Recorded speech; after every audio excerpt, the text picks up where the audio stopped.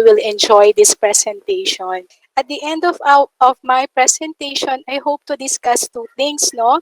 Number one is to discuss ways on how to have a good nutrition and well-being during COVID-19 pandemic. And then to clarify misconceptions on dieting and exercise. Adolescents, kayo to. So, adolescence is a transition period between childhood to adulthood. Kaya nga, marami sa atin at this point, period of our life, maraming nalilito kasi ang daming nababago sa katawan natin. Now, in your age group, merong tayong nagiging problem. Problem sa malnutrition. Isa ito sa mga nagiging problem ng mga adolescents. According to DOH, malnutrition is a double burden with 12.4% of adolescents wasted and 8.3 overweight or obese. Meaning, hindi lang pala problema natin yung payat, problema din ang tumataba. Kaya, according to them, the later or the overweight or obese is somewhat expected given that 42% consume soft drinks one or more times per day, while only about 14% were physically active for a total of at least 60 minutes daily on 5 or more days during the past week. So talagang malaki yung chance na maraming mga adolescent ang mag-develop to overweight and obesity. Now, paano ba na tayong mga adolescent ngayon na nakikinig ay hindi na mapasama doon sa statistics na yon? Paano ba tayo kakain ng masustansyang pagkain? So, isang paraan ay ang paggamit ng pinggang Pinoy. Narinig niyo na ba ang pinggang Pinoy? Ang pinggang Pinoy is actually a food guide using a food plate model to show the recommended portion by food group in every meal. Alright, so let me emphasize. Ang pinggang Pinoy is a food plate model. So, it shows the recommended portion by food group. Ano tong mga food group na to? Go, grow, and glow. So, siguro naman this time familiar na kayo sa 3 food groups, no? Yung go, grow, or glow. Or yung iba tinatawag itong energy giving, body regulating, and body building food. Yung proportion recommended, pansinin niyo yung pinggan natin, yung pinggang Pinoy, gaano kadami ang porsyento or percentage ng glow food. Halos kalahati ng pinggan, di ba?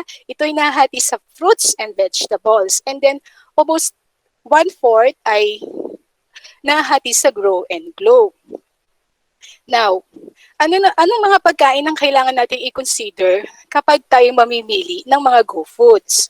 So, choose whole grains like brown rice, corn, whole wheat bread, oatmeal, which contain more fiber and nutrients than refined grains, and are linked to lower risks of heart disease, diabetes, and other health problems. So kung meron kayong option na kumain ng brown rice instead of white rice, go for brown rice because it has more fiber and it has the capacity to lower yung risk of heart diseases by lowering cholesterol level.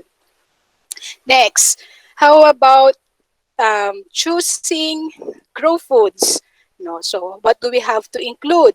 Include fatty fish in the diet, such as your tuna, sardines, and mackerels 2 to 3 times a week. So hindi naman kinakailangan everyday fish, everyday sardines, no? Especially ngayon talagang sardines ang ating favorite iluto ni nanay. So at least 2 to 3 a week lang, 2 times a week, to provide essential fatty acids. Ibig sabihin ng essential fatty acid, it has to be present in our diet. Kasi the body cannot produce this fatty acid on its own. So it should be provided daily in our diet. It helps protect against heart disease also, yung fatty acids. Also, consume milk products, and all other calcium-rich foods like dilis, small shrimps for strong bones and healthy teeth. I hope everyone is eating or drinking milk, no? At saka dillies at saka mga small shrimps for calcium source. No? And then lastly, your glow food, take green leafy vegetables. Medyo challenging kasi hindi lahat sa atin natutong kumain ng gulay nung tayo'y bata pa. But then we have to eat leafy vegetables which have high iron and folate content to support the increased requirements for these critical nutrients. Kasi especially sa mga babae, during this adolescent na nagkakaroon kayo ng menstruation, you really need to have iron-rich food in your diet, especially during menstruation, and also folate. So yan ang ating pinggang Pinoy. So kung titignan nyo sa picture, parang drawing lang. But let me give you an example of a real lunch using real photos of real food. So yan, pinggang Pinoy for your lunch or dinner. So what is, can you tell me which rice belong to what food group? Go. Kung meron lang sana akong option na merong set menu na brown rice, I will go for brown rice, no? Brown rice ang gagamitin natin. Next, how about food that belongs to grow food? Yung fried fish na yan could be grilled fish, boiled fish, steamed fish, depending kung anong preparation. As long as ito ay fish that belongs to grow food. And lastly, yung grow, pinakbet, di ba? Yan, gulay, tama. So, take a look doon sa example ng ating dessert, which is your fruit salad. Ano yung two main ingredients na present sa ating fruit salad? Milk, very good, and fruits, no? So, in this example, yung milk natin can be a good source of calcium. For fish, you have your fatty acids, omega-3, and then of course, yung vegetables for different vitamins and minerals. Okay. And lastly, yung water, 'di ba? Hindi kasi usually pag bumibili tayo ng pagkain, nagjo-juice pa tayo or most commonly in-order natin ay soft drinks, might as well drink plain water, no? Para at least we can for hydration. Yung water is also important. Now, itong slide naman nito ay it's about one day, sample one day meal plan. Kasi 'di ba, ang food plate model per meal. So isang kainan lang. But then you can also plan your whole day using this food model. For example, we have here sample meal plan for male and female. Bakit kailangan hiwalay sila? Mapili ba ang boys sa girls? Hindi. Kasi usually, ang mga lalaki or males tend to have greater amount. No? Same ang quality nila, but the difference is the amount. Because men generally, malakas daw kumain, okay, men generally have an overall larger body, both height and weight. So mas sila, and greater muscle mass than women. They also have increased caloric needs compared to women. Kaya dahil doon, we have to compensate yung food intake nila. So mas marami yung amount kaysa sa babae. However, in terms of quality, ibig sabihin ng quality, yung go, grow, and glow, parehong nandoon pa rin. Parehong kailangan kinakain yon ng both male and female. So let's check this out. No? So we have breakfast, lunch, dinner, and snack. Sino sa inyo ang kumakain ng breakfast daily? Kasi marami sa atin nung nag-lockdown, alas 12 na nagbe-breakfast. Hindi ko alam kung breakfast pa ba yon o classified as lunch na. But then anyway, dapat meron tayong breakfast, lunch, dinner, and snacks. So let's see. Sa breakfast, you can serve fried bangus, kamote tops with tomatoes, rice, and banana. For lunch, you have your chicken tinola with green papaya, malunggay, rice, and mango. No? So, kitang-kita yung difference ng babae at lalaki. No? Mas maraming kanin. Mas maraming kanin ng mga lalaki at ulam compared sa mga babae. And then for dinner, fried galunggong, pinakbet, rice, watermelon. Okay? So lahat ba ng mga yung ating pagkain ay merong nagfo-follow sa principle ng food model? Nang meron siyang grow, grow, and glow? Present ba lahat? Yes. So I hope na tomorrow, pag nag-plan kayo ng meal, sana ganyan na ang inyong itsura ng plate. And then, as a bonus, meron tayong snack. Kasi nga, lalo na kapag sa normal natin, schedule or activities, usually kumakain talaga tayo ng snacks, no? So, anong pwede natin kainin? We can eat for AM snack, suman, and then sa hapon, boiled kamote. Pansinin nyo, ano yung dalawang yan? Ang suman at ang kamote, they are classified sa Go Foods. And then, don't forget to drink 12 glasses, 12 or more glasses of water in a day, plus 1 glass of milk a day. Kapag nasunod nyo itong ating sample day meal plan na to, sigurado na you are eating nutritious food. Kasi for variety, for the amount na kinakain nyo, ay talaga namang makukuha nyo ang tamang nutrisyon. Alright, hindi yan tama. Bakit? Bakit? Kasi study shows that people who skip breakfast and eat fewer times during the day tend to be heavier than people who eat a healthy breakfast and eat 5 times a day. This may be because people who skip meals tend to feel hungrier later on and eat more than they normally would. Agree ba kayo doon? Di ba? Pag nagutom, hala, bawi naman sa susunod.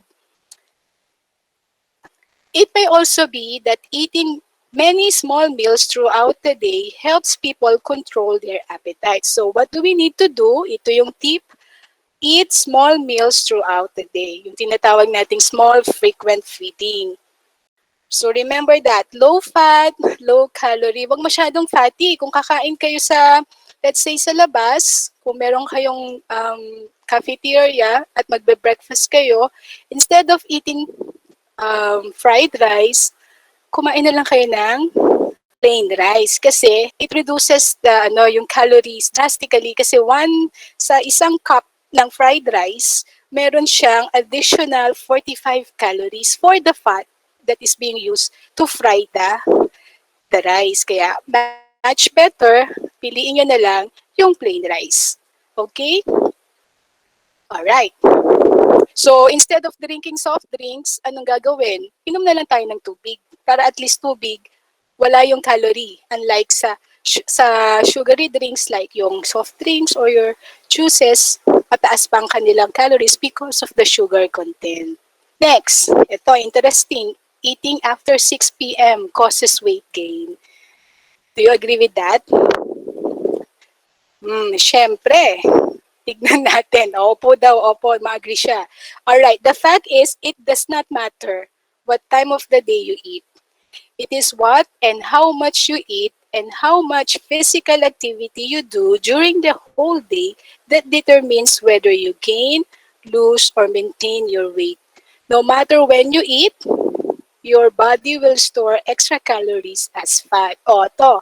Remember this ha, sabi, no matter what you eat, anything is in excess will be converted fat in your body, no? Kahit pa yan protein, kahit pa yan carbohydrates, lahat ng extra magiging fat sa katawan natin. So, anong tip? If you want to have a snack before bedtime, think first about how many calories have you eaten that day. And then, try to avoid snacking in front of the TV at night. It may be easier to overeat when you are distracted by the television. Tama ba? Diba pag nanonood tayo ng movie, parang kahit galong-galong popcorn mauubos natin? Oo, tama. Kasi ang ganda, lalo na pag maganda yung pinapanood natin, hindi natin napapansin na ang dami na pala nating nakain. So, hindi tayo, marami rin papasok na calories na magiging fat. Next. Ito, nuts. Nuts are fattening and should not eat them if you want to lose weight. Tama ba yon? Hindi daw tayo kakain ng hindi daw tayo kakain ng mani kasi fatty yon. Well, the truth is, in small amounts, nuts can be part of a healthy weight loss program. Nuts are high in calories and fat. However, most nuts contain healthy fats and do not clog arteries. Nuts are also good sources of protein, dietary fiber, and minerals such as magnesium and copper. So tip for you, enjoy small portion of ounce of mixed nuts as about 84 calories. No? So kayo matakot sa mani, basta hindi kayo lalampas sa half ounces of nuts. Kasi kung kumain ka rin naman ng 1 kilo sa isang upuan, eh talaga namang baka magkaroon ka na ng baka later on magkaroon ka na ng ng diarrhea dahil sa sobrang pagkain ng mani. Next, eating red meat is bad for your health and makes it harder to lose weight. Kaya nga yung ibang kinakain nilang puro gulay. Ang tawag namin doon, bugs life, no? Puro gulay na lang, wala nang meat. But then, the truth is, eating lean meat, tama, in moderation lang. Eating lean meat in small amounts can be part of a healthy weight loss program. Red meat, pork, chicken, and fish contain some cholesterol and saturated fat. These are the least healthy kind of fat, yung saturated and cholesterol. They also contain healthy nutrients like protein, iron, and zinc. So, ang tip na pwede natin gawin is to choose cuts of meat that are lower in fat and trim all the visible fat. Ibig sabihin ng visible fat, lahat ng nakikita nyong taba, tanggalin nyo na para at least hindi na to dadagdag doon sa calories na kinakain nyo. Oo, yung taba. Also, pay attention to portion sizes. Kumain ka nga ng sirloin pero 1 kilo naman, edi hindi rin effective yung iyong weight loss. Kailangan have to pay attention to the portion size. So, keep in mind 3 ounces of meat or poultry is a size of a deck of card. Alam niyo yung sa isang card ng baraha, yung isang ganon is most likely 3 ounces of meat, one exchange of meat. All right.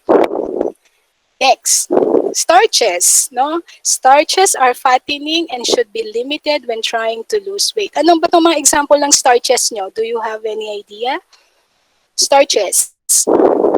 These are your complex carbohydrates, correct? Patatas, kamote, could also be cassava, bread, correct?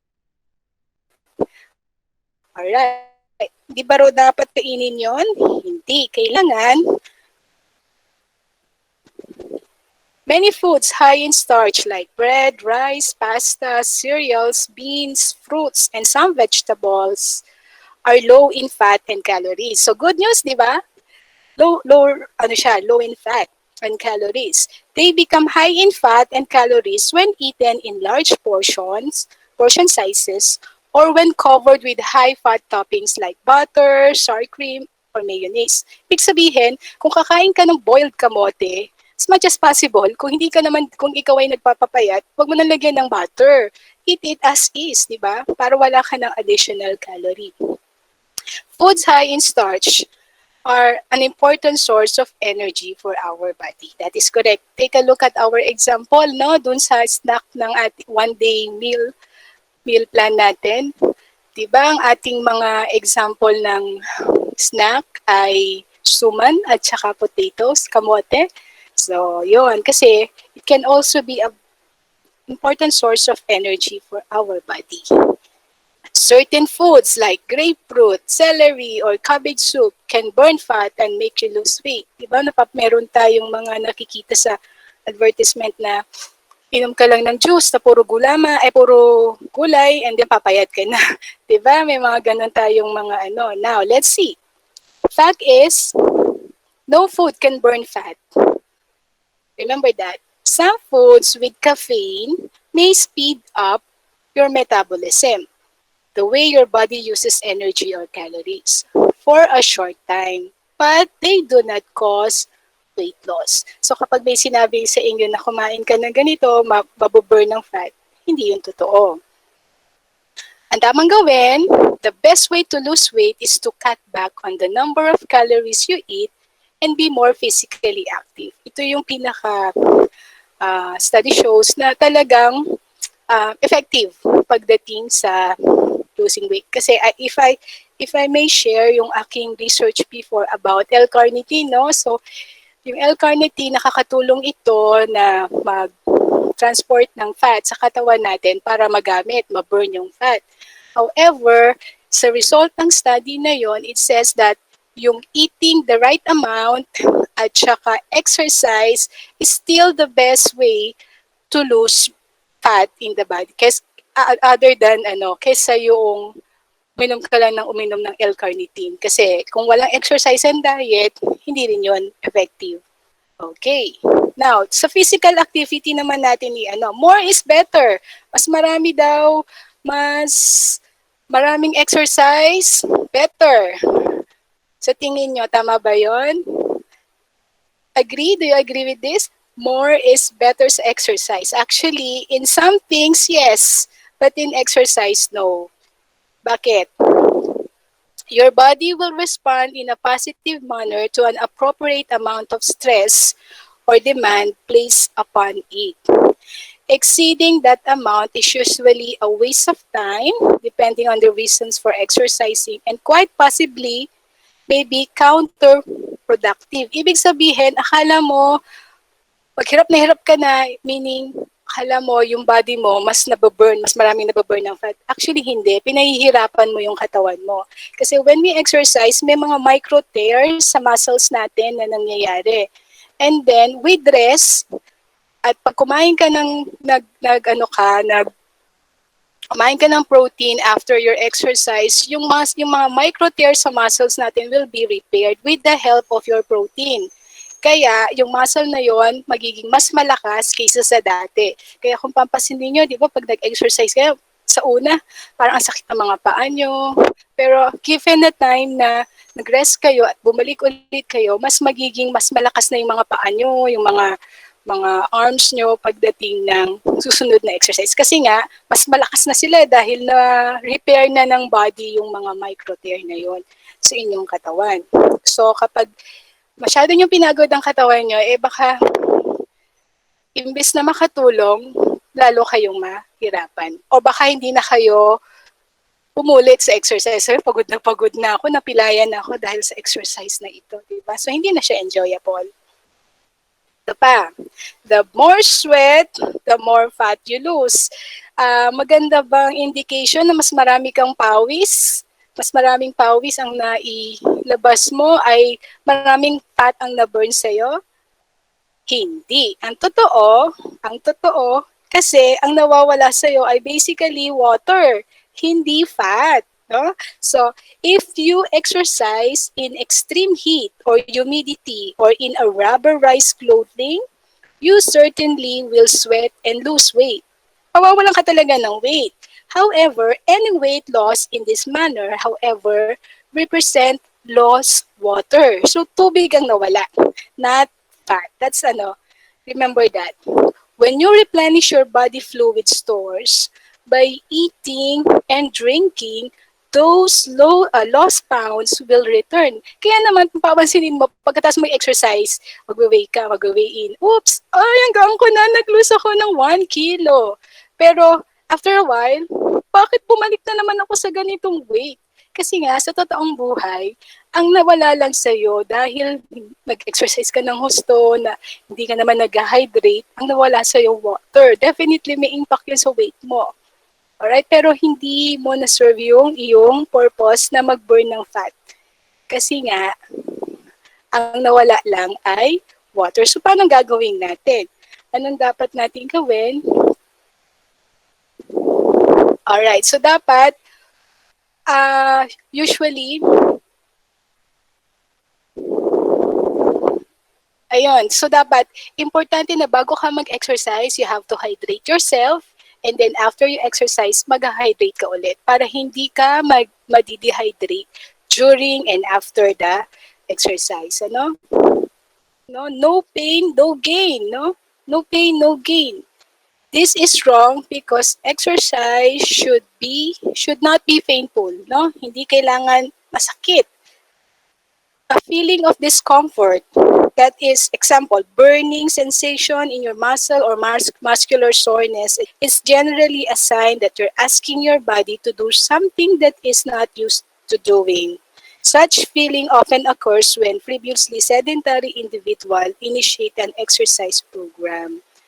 Pain, on the other hand, is your body's signal to you that you're exercising to the point where you may be harming yourself. So kapag medyo masakit na ang iyong mga paa, masakit na ang iyong tiyan, sa kaka-sit up, no? It is a signal of your body na okay, stop ka na kasi hindi na ito nakakabuti sa iyo.